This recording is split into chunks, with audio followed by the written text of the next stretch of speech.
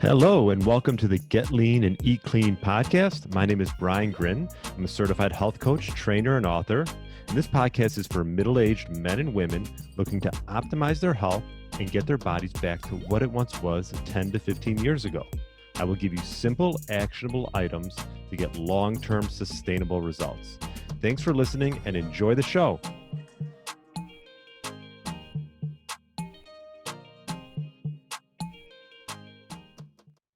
All right, welcome to the Get Lean, Eat Clean podcast. My name is Brian Grin. I hope you had a great weekend. Happy Tuesday if you're listening to this on Tuesday. And hopefully you'll listen to my interview with Sally Norton. She's an Ivy League nutritionist, author of the book Toxic Superfoods, How Oxalate Overload is Making You Sick and How to Get Better. So we discussed all about oxalates. If you've never heard about what an oxalate is, I definitely would tune in. And we discussed how it affected her health.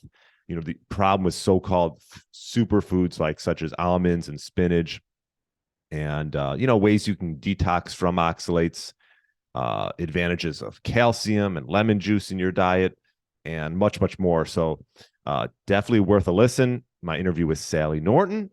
And today, on today's micro podcast, I want to discuss a study, an oldie but goodie. I know you guys enjoy when we bring up some studies that are applicable to your life, and I thought this was. So let me just pull up. If you're watching on YouTube, I'll share my screen real quick just so you can see the study. Definitely, I'll leave a link in the show notes so you can, if you want to read the entire study, go ahead. I'm going to just give you the highlights, but the title is Postprandial Energy Expenditure in Whole Food and Processed Food Meals, Implications of Daily Energy Expenditure. And this was done in 2010. So as we go through this, you'll see they compared whole foods. Well, I should say a whole food versus a processed cheese sandwich. So a multi-grain bread and like a quality cheese versus a processed bread and a processed cheese product. So pretty interesting, just comparing how that can affect your daily energy expenditure. And I'm going to jump on into this study in a minute. Before I get into that, I just want to touch on the fact that this sort of counteracts a little bit the argument of a calorie is just a calorie, because I think to the end of the day, to the end of what our lifetime, there's going to be arguments whether calories in, calories out is the most important thing. And I think it plays a role. I don't think it's the only thing. And so, like, there was an individual, Dr. Mark Hub, who was a nutrition professor who lost like 27 pounds on a junk food diet. I'll leave a link in the show notes if you want to check out the study. It wasn't really a study. It was more an experiment. And he was literally promoting eating candy bars and Twinkies to lose weight. Now, did he lose weight? Yes. And he lost weight because he ate fewer calories. So yes, calories do matter. But you'll see from this study that maybe it's more, calories are more than just what, 100 calories from a candy bar and 100 calories from, let's just say broccoli do play a different role as you digest them. And so, yes, you can lose weight by eating fewer calories. Is that sustainable long term? For most people, no. And a lot of times what happens is they end up just gaining the weight back. But calories do matter. Calories do matter, I will say. But different calories mean different things. And in the study, it sort of explains the fact that this thermic effect, which I've talked about with protein, plays a role, and digesting food costs energy, right? So like if, for example, celery has what's called like negative calories. It takes more energy to break down and absorb the celery than the celery actually contains.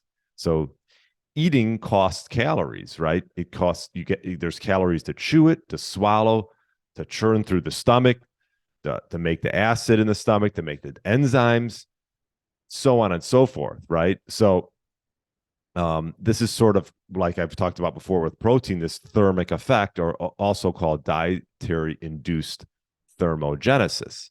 So on average, a person uses about 10% of their daily energy expenditure digesting and absorbing food. But this percentage changes depending on the type of food you eat. So protein takes the most energy to digest, right? And I've talked about that recently on a podcast. 20 to 30% of your calories in protein eaten go to digesting it. Okay, I'll say that again. 20 to 30% of the total calories in protein goes to digesting it. Next is carbs. It's about 5 to 10%. And then fats are about 0 to 3%. So if you eat 100 calories from protein, your body's going to use 20 to 30 of those calories to digest and absorb the protein. So you'd be left with a net 70 to 80 calories, as opposed to if you have carbohydrates, you'd have a net 90 to 95 calories, and fat would give you about 97 to 100 calories. So the argument that a calorie is a calorie doesn't hold up so much with this argument, showing this thermic effect and how it takes a certain amount of energy to digest these foods. And depending on the macronutrient, it depends on how much it costs you to actually digest it.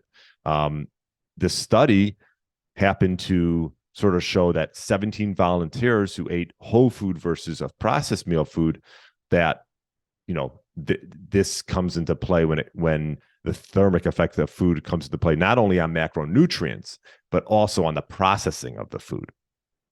So all of these volunteers were normal weight, and they were about 25 years old. So the meals, as I mentioned before, these were cheese sandwiches, okay? And in the study, the metabolic impact of whole food sandwiches made of multigrain bread and real cheddar cheese were compared to processed food sandwiches, as I mentioned, that were made of white bread and processed cheese products. So, one was like a whole food, the other was processed food, but they were both, processed to some degree. Just one was more processed. Let's just say that. So to just give you what was in those, the whole food sandwiches, for two of them, it was 800 calories, and both were 800 calories. So same amount of calories. The whole food meal had a little bit more fat. The processed food meal had a little more carbs, and the whole food meal had 12 grams. Actually, I'm going to share the screen real quick. You could see it for your own eyes if you're watching on YouTube. And there you go. So this is showing the differences in the two sandwiches. The biggest ones, and I bolded right here, fiber, more fiber in the whole food sandwich compared to the processed food. And then the other one was protein. So there you go. You get a bigger thermic effect from the whole food meal. So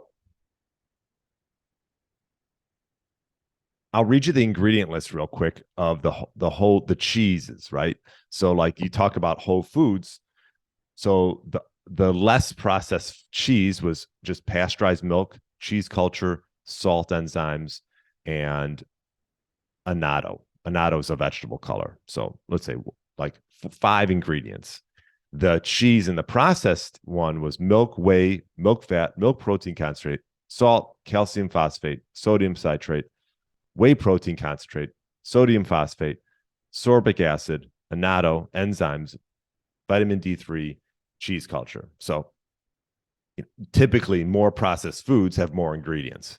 So I always say if you can eat foods that have less than 6 ingredients, give or take, you're ahead of the game. That's the way to go.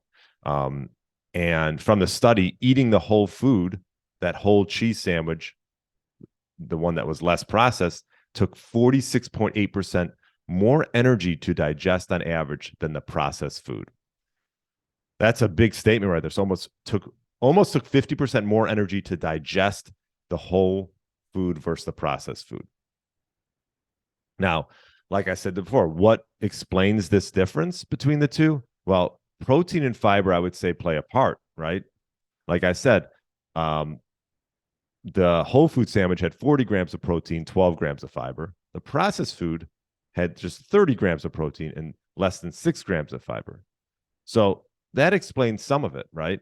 And so I guess the conclusion from this is, going back to Dr. Mark Hubb and his sort of his sort of let's just say experiment that you can lose weight eating processed junk food is true. But he could have eaten a lot more whole food that had important nutrients and lost the same amount of weight. So I guess if you didn't have enough reasons to avoid processed food when losing weight, add in the fact that your thermic effective food, add in the fact that thermic effective food to the list. Processed food takes less energy to digest and absorb compared to whole foods. So 100 calories of processed foods ends up being more net calories than compared to 100 calories of whole food. Because in this example, let's just say it took 50% more energy to digest the whole foods. So you net that out and you had to lose, and of the 100 calories, you had to use about half of that to digest it. So you're only at 50 net calories compared to the processed food, which was minimal energy to digest. So you're getting about 100. So if you're trying to lose weight, eat whole foods. If you're trying to gain weight, well, eat a little bit more processed foods for a while. If you're trying to go, put on weight and yeah, I mean, that's the truth. But for most of us, we want to be eating whole foods. Now, what does that mean? You got to look what's on the ingredient list. How many ingredients is being listed? Do you recognize all of these? Is a big one as well, right? Can you pronounce the ingredients? Easy. All these protein bars. Just look how many ingredients can you pronounce them as well. And then think about how many steps it took for that food to get to you, right? I mean, if you're buying steak, fish, fruit, some vegetables, right? How many steps did it take for you to get to you compared to something that's, I don't know, a chicken nugget, let's just say, right? Processed chicken, cut up, put in oils, and breaded, this and that, put it in a box. So if it comes in a bag, box, or can, if you can avoid it, do your best to avoid it. So next time you're in the grocery store, you want to make sure you look at the ingredients. The fewer ingredients, the better. Just for example, like I tend to buy a good quality, like a Greek yogurt, which will pretty much be milk and bacteria.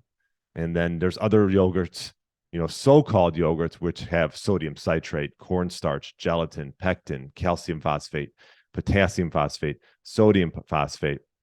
So a lot of things. So look at ingredients if you are buying them, obviously from a box or a can or whatever, and make sure you get the one with less ingredients. And I think you'll be better off. So interesting study. Check it out for yourself. I'll leave a link in the show notes. Postprandial energy expenditure in whole foods versus processed foods. And I thought this would be applicable. So keep this in mind when you're going to the store. And yeah, thanks so much for listening. If you're loving these micro podcasts, would love a review. That'd be great. On iTunes, Spotify, whatever you like to listen to it or watch it on YouTube. And I look forward to talking with you on Friday for another great interview. Have a great rest of the week. Thanks so much. Thanks for listening to the Get Lean, Eat Clean podcast. I understand there are millions of other podcasts out there, and you've chosen to listen to mine, and I appreciate that. Check out the show notes at briangrin.com for everything that was mentioned in this episode. Feel free to subscribe to the podcast and share it with a friend or family member that's looking to get their body back to what it once was. Thanks again, and have a great day.